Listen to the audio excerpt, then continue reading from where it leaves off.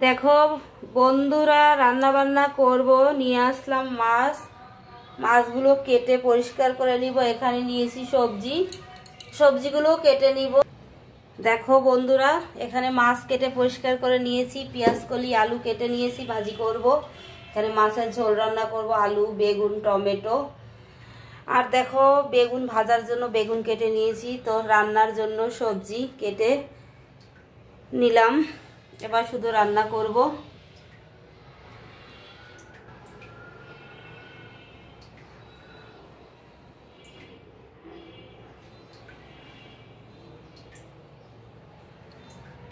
দেখো এদিকে মাছে হলুদ লবণ মাখিয়ে নিয়েছি। মাছগুলো এখন সুন্দর করে ভেজে নিব।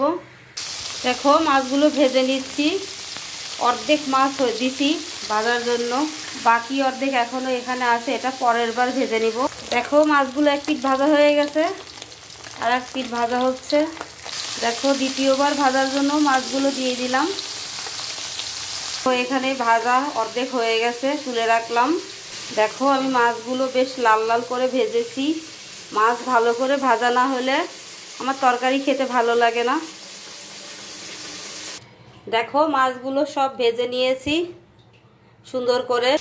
দেখো বন্ধুরা, এদিকে আমি কড়াইতে জিরা ফোড়ন দিয়ে আলু আর বেগুনগুলো খুব সুন্দর করে ভেজে নিব। দেখো আলু আর বেগুনগুলো ভাজা কমপ্লিট। এবার আমি মশলা দিয়ে দিব।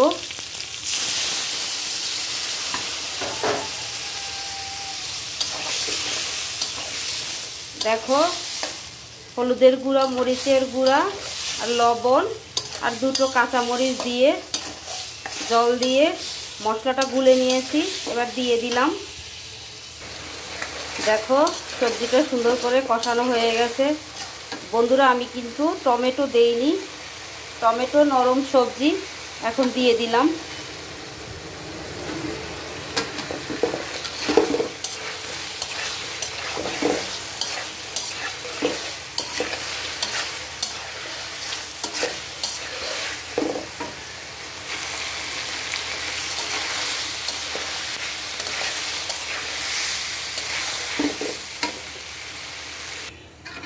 দেখো বন্ধুরা, আমি ঝোলের জন্য জল দিয়ে দিছি। দেখো সুন্দর করে মাছের ঝোলটা ফুটে উঠছে। ভাজা মাছগুলো দিয়ে দিব।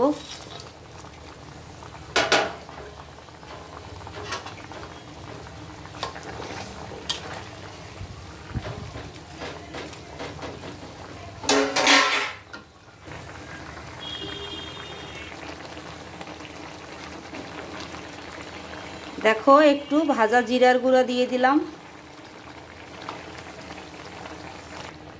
তো বন্ধুরা দেখো আমার মাছের ঝোল রান্না কমপ্লিট। তো আমার মাছের ঝোলটা রান্না কেমন হলো বন্ধুরা অবশ্যই কমেন্ট করে জানিও। ভালো লাগলে শেয়ার দিও। তো আজকের জন্য বিদায় নিচ্ছি। সবাই ভালো থেকো। দেখা হবে অন্য কোনো নতুন রান্নার ভিডিও নিয়ে।